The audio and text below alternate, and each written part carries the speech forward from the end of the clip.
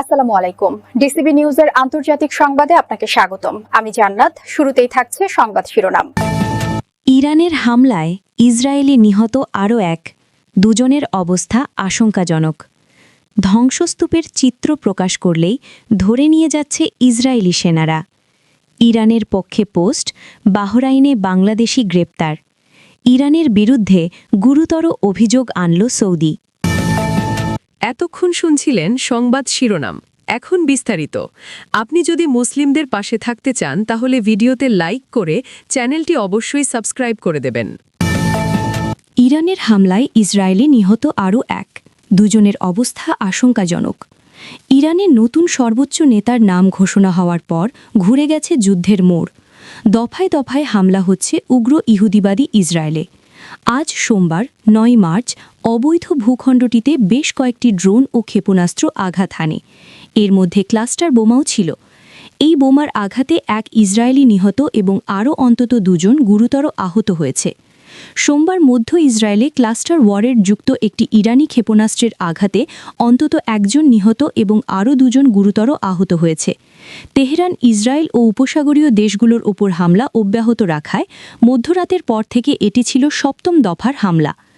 বিকেলে ইরান অষ্টম দফার হামলা চালায়।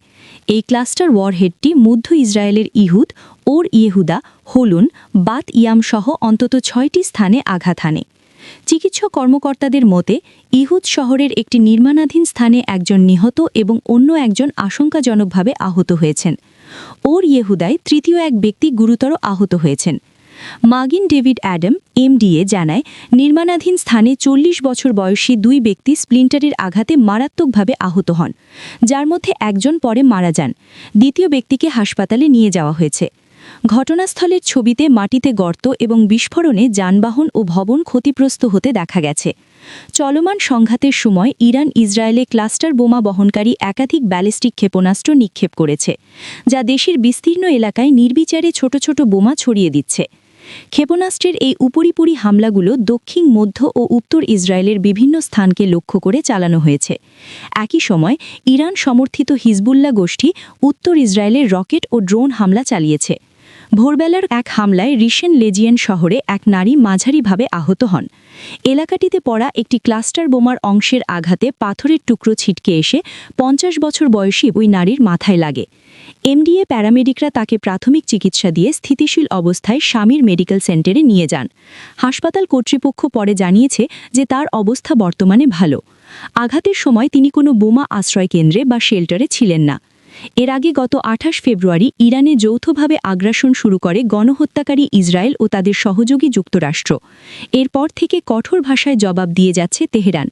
এতে ইসরায়েলের ১০ জনের নিহতের তথ্য প্রকাশ করেছিল তেল আবিব। সূত্র টাইমস অফ ইসরায়েল। ধ্বংসস্তূপের চিত্র প্রকাশ করলেই ধরে নিয়ে যাচ্ছে ইসরায়েলি সেনারা। ইরানে গণহত্যাকারী ইসরায়েল ও তাদের সহযোগী যুক্তরাষ্ট্রের আগ্রাসন ১০ম দিনে গড়িয়েছে। সংঘাত ছড়িয়ে পড়েছে পুরো মধ্যপ্রাচ্যে। প্রতিশোধমূলক হামলার অংশ হিসেবে তেল আবিব সহ উগ্র ইহুদিবাদী অবৈধ ভূখণ্ডটিতে বৃষ্টির মতো ক্ষেপণাস্ত্র ও ড্রোন নিক্ষেপ করছে তেহরান। তবে এতে কী পরিমাণ ক্ষতি হচ্ছে তার তেমন কিছুই প্রকাশ হচ্ছে না বলে ধারণা সচেতন মহলের। এর কারণ খুঁজতে গিয়ে জানা গেল ভয়ঙ্কর মিডিয়া ব্ল্যাকআউটের বা তথ্য প্রকাশের নিষেধাজ্ঞার তথ্য।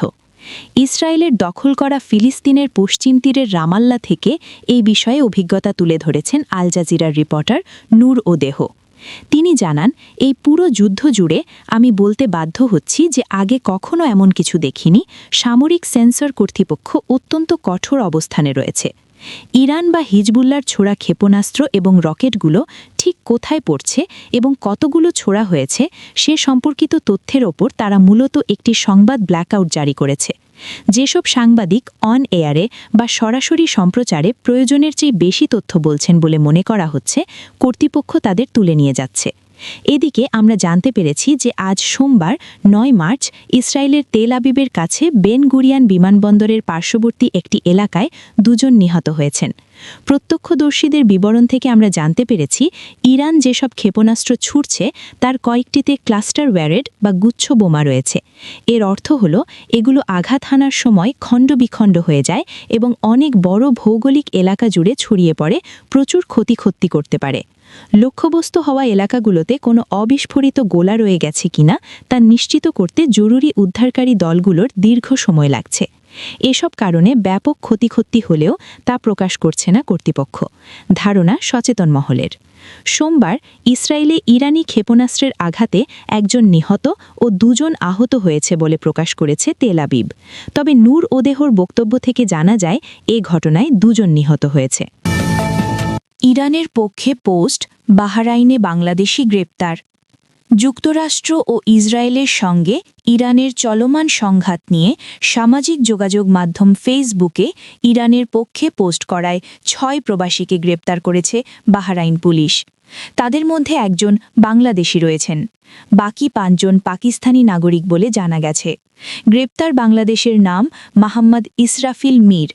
সোমবার 9 মার্চ বাহরাইনের স্বরাষ্ট্র মন্ত্রণালয়ের সূত্রে এ খবর নিশ্চিত করেছে বাহরাইন নিউজ এজেন্সি। বাহরাইনের general directorate of anti corruption, economic and electronic সিকিউরিটির অধীনে থাকা অ্যান্টি সাইবার ক্রাইম ডিরেক্টরেট তাদেরকে গ্রেপ্তার করে। বাহরাইন নিউজ এজেন্সির প্রতিবেদনে বলা হয়, ইরানের আগ্রাসনের পরবর্তী পরিস্থিতির ভিডিও ধারণ, প্রকাশ বা পুনরায় শেয়ার করার অভিযোগে 6 জন এশীয় নাগরিককে শনাক্ত করে গ্রেপ্তার করা হয়েছে। অভিযুক্তরা এসব ভিডিওতে ওই শত্রুতাপূর্ণ কর্মকাণ্ডের প্রতি সহানুভূতি প্রকাশ করেছে, যা দেশের নিরাপত্তা ও জনশৃঙ্খলা বিঘ্নিত করার মতো আচরণ হিসেবে বিবেচিত হয়েছে। দেশটির স্বরাষ্ট্র মন্ত্রণালয় জানায় তাদের বিরুদ্ধে প্রয়োজনীয় আইনি ব্যবস্থা নেওয়া হয়েছে এবং অভিযুক্তদের পাবলিক প্রসিকিউশনের কাছে সোপর্দ করা হয়েছে। ইরানের বিরুদ্ধে গুরুতর অভিযোগ আনল সৌদি। ভিত্তিহীন অভিযোগের ওপর ভর করে ইরান হামলা চালাচ্ছে বলে অভিযোগ করেছে সৌদি আরব। দেশটি জানিয়েছে সৌদি ভূখণ্ড থেকে যুদ্ধবিমান ও রিফুয়েলিং বিমান সরাসরি যুদ্ধে অংশ নিচ্ছে বলে ছড়িয়ে পড়া অভিযোগকে সম্পূর্ণ মিথ্যা। সোমবার 9 মার্চ আল জাজিরার এক প্রতিবেদনে এ তথ্য জানানো হয়েছে। সৌদি পররাষ্ট্র মন্ত্রণালয় এক বিবৃতিতে জানিয়েছে, ইরানের পক্ষ থেকে এমন অভিযোগ করা হয়েছে যে সৌদি আরব থেকে যুদ্ধবিমান ও জ্বালানি সরবরাহকারী বিমান উড়ে গিয়ে যুদ্ধে অংশ নিচ্ছে। এসব দাবি সম্পূর্ণ ভিত্তিহীন। আগেও বিষয়টি সম্পর্কে স্পষ্ট বার্তা দেওয়া হয়েছে। বিবৃতিতে বলা হয়, সৌদি আরবের আকাশে যে বিমান টহল দিচ্ছে সেগুলো কেবল প্রতিরক্ষামূলক উদ্দেশ্যে মোতায়েন করা হয়েছে। এর আগে শনিবার ইরানের প্রেসিডেন্ট মাসুদ পেজেশকিয়ান উপসাগরীয় আরব দেশগুলোর কাছে দুঃখ প্রকাশ করেন। তিনি বলেন, যদি ওই দেশগুলো থেকে ইরানের বিরুদ্ধে কোনো হামলা না হয় তাহলে তেহরান তাদের প্রতিবেশী দেশগুলোর ওপর আর হামলা চালাবে না। তবে সৌদি আরব বলেছে, ইরানের সেই বক্তব্য বাস্তবে প্রতিফলিত হয়নি, বরং তারা একই ধরনের ভিত্তিহীন অভিযোগ তুলে হামলা চালিয়ে যাচ্ছে।